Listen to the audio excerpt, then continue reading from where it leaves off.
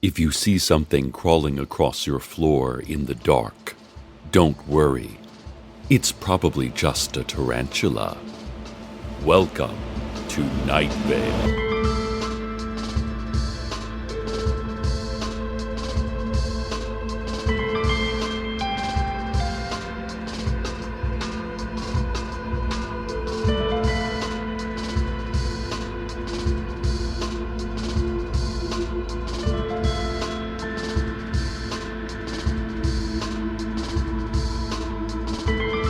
Listeners, in this fast-paced world of community radio and local news, I think we've lost sight of the truly important thing, the individuals who make up our diverse community.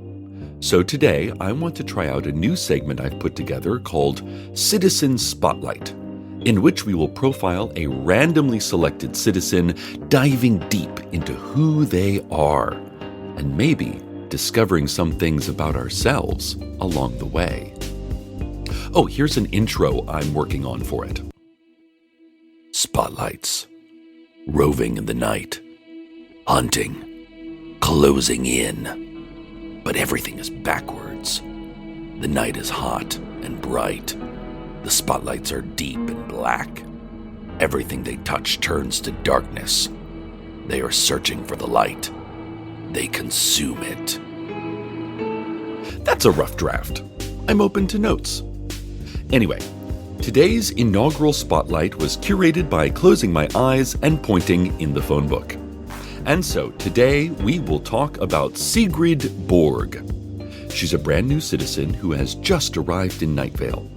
I have here this classified dossier we had a team of heist experts, thanks Janice, steal from the Hall of Public Records. The dossier says that Sigrid was relocated to Night Vale as part of a witness protection program, and that Sigrid is not her real name, nor is she of the Scandinavian origin her name might suggest. Thus, all of the information we managed to obtain on Sigrid for this segment is fictional, created by a government software program to ensure her total anonymity, and in no way represents who she really is as a person. In all probability, it is in most ways the opposite of her true identity, but for her safety, it's important that we all believe this made-up biography is absolute fact. It is extremely, extremely important.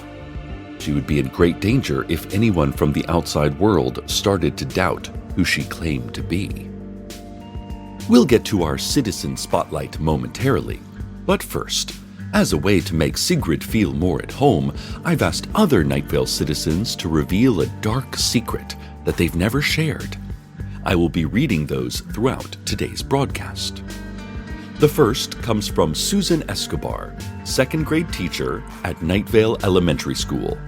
She writes, "One night, I was at school late, grading homework, and I heard strange sounds coming from the cafeteria.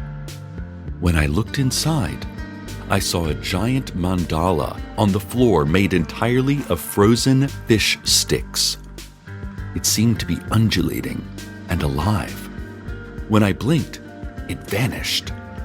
But every night I dream of flying toward a cloudless sky, and in the center of that sky is that fish stick mandala. And I wake before I reach it, but each dream a little closer. And the night that I reach that mandala in my dream is the night I will die." Thanks, Susan. Sounds fun. Now let's talk about Sigrid. Though new to town, Sigrid Borg was born in Night Vale and has lived here her entire life. Her parents were immigrants from the picturesque Swedish port city of Halmstad. She tries to go back at least once a year to visit her grandparents, a retired grade school teacher and a retired timber farmer, who have a lovely cottage overlooking the mouth of the Nissan River, where it meets the North Sea. Sigrid has always been close with her grandparents, though in recent visits has become distressed at her grandmother's increased mental confusion and grandfather's drinking habits. She doesn't call them as often as she used to, and feels guilty about that. She is torn between the desire to take more responsibility for their health and well-being and the desire to block the situation out of her mind completely, as it has become a signifier of the irrevocable loss of her own childhood and a direct confrontation with morality itself.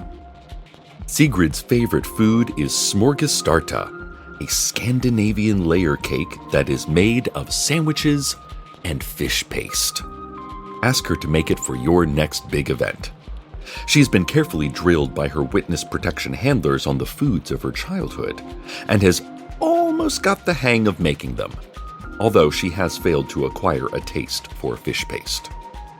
Some fun facts that you may not know about Sigrid, despite having lived in the same town with her all your lives.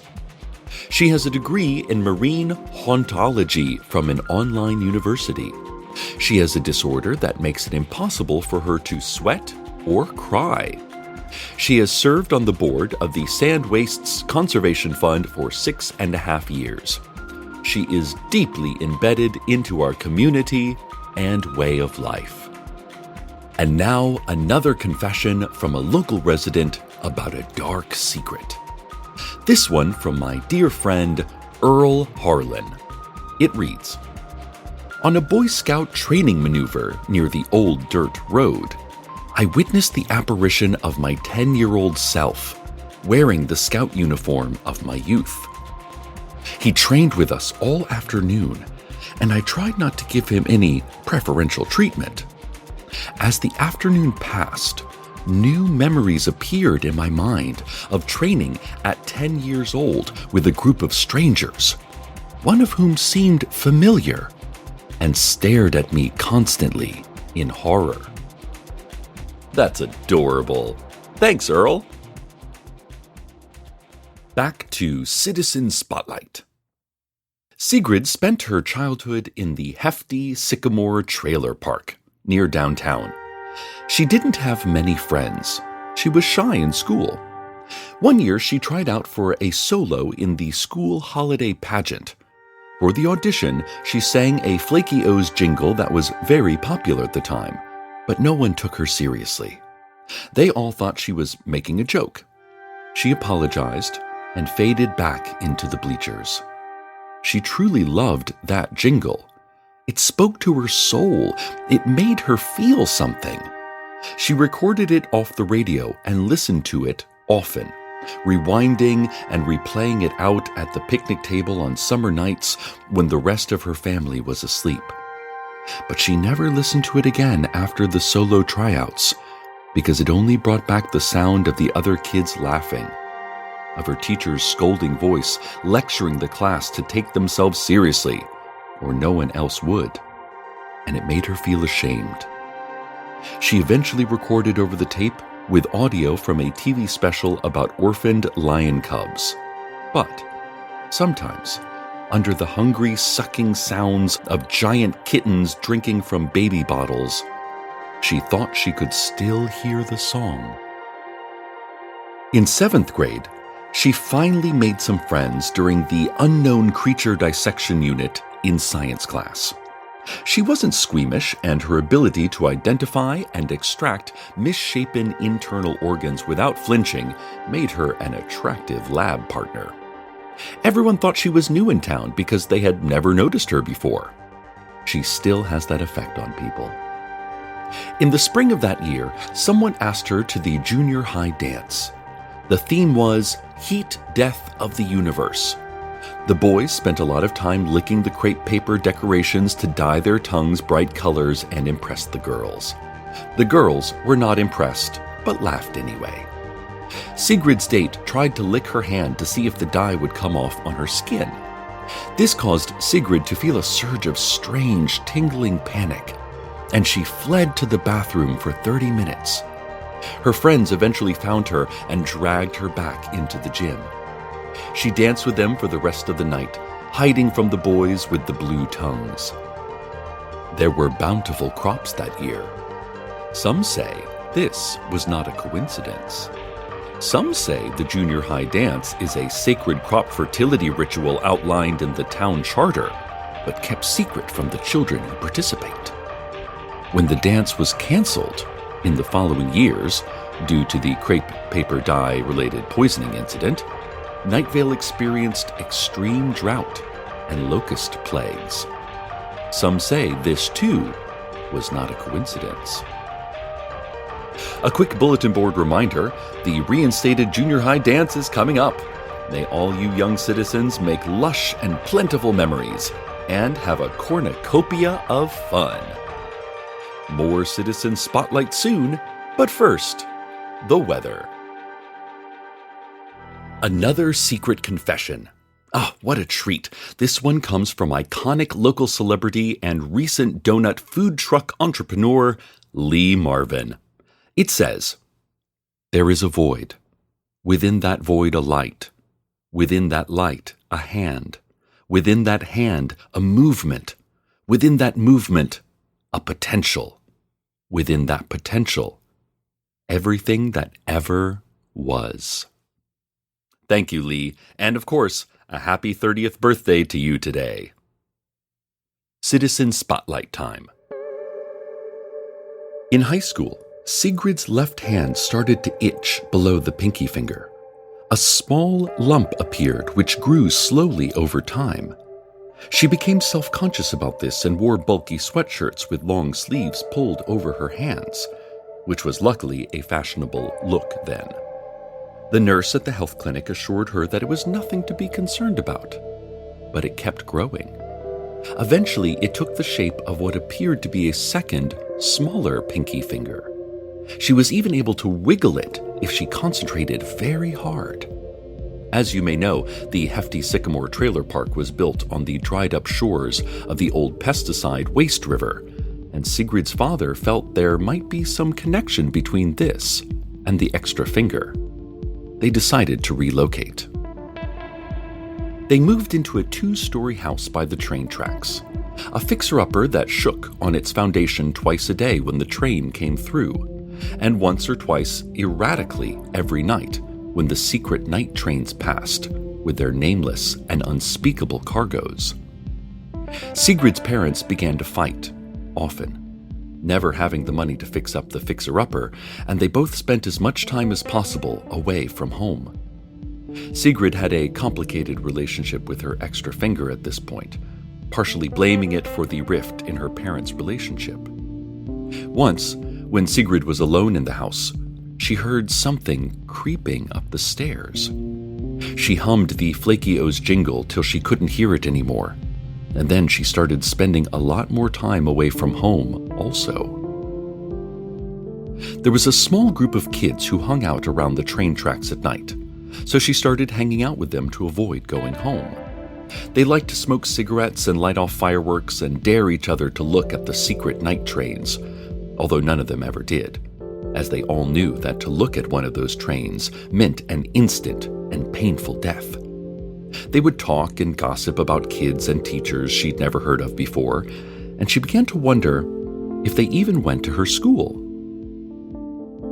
When she was hanging out with them, she would often glance up at the dark windows of her own empty house, just down the tracks, and see movement behind the glass, or soft white eyes staring out. During one of these movements, while she looked at the house, all her friends disappeared, and she found herself alone on the tracks. No sign of the teenagers that had been there mere seconds before. She never saw those kids again, but she often heard their voices and portable radios on the wind, and she spent her evenings wandering up and down the tracks looking for them. At the end of senior year, the high school yearbook featured fun awards for each student voted on by the class.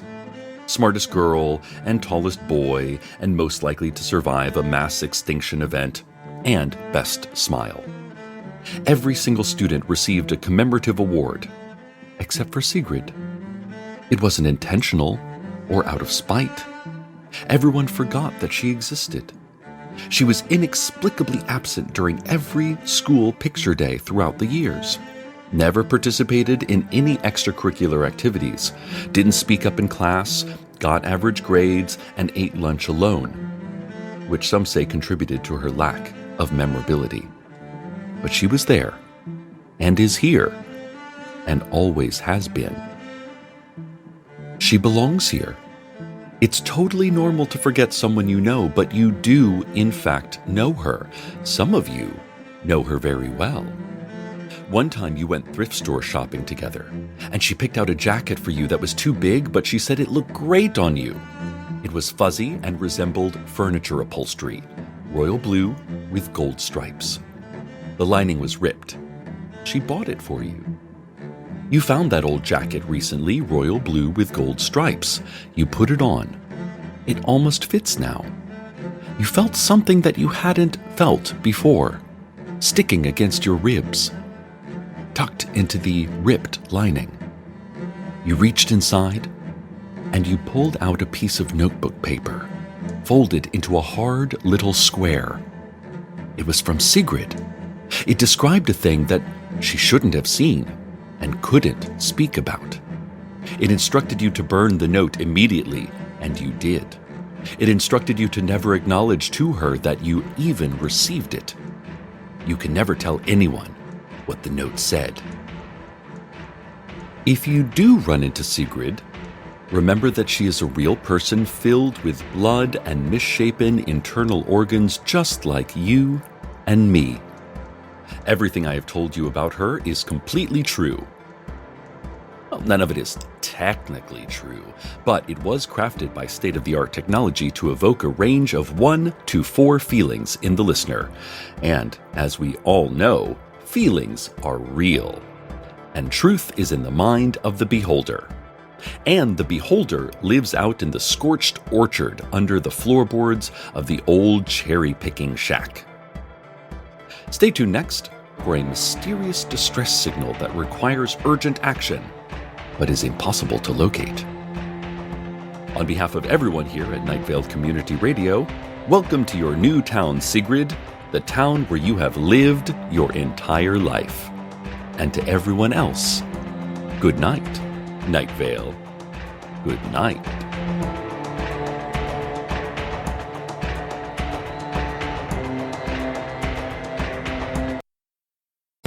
Welcome to Night Vale is a production of Night Vale Presents. This episode was written by Bree Williams, with Joseph Fink and Jeffrey Craner, and produced by Joseph Fink. The voice of Night Vale is Cecil Baldwin. Original music by Disparition. All of it can be found at disparition.info or at disparition.bandcamp.com. This episode's weather was Try, Try, Try by Rachel Sage. Find out more at rachelsage.com. Comments, questions, email us at info@welcometonightvale.com or follow us on Twitter at Night Vale Radio, or shout kind words at a chipmunk as it scampers through your yard. Check out welcometonightvale.com for more information on this show and our upcoming book tour, which is probably coming where you live, if you live anywhere.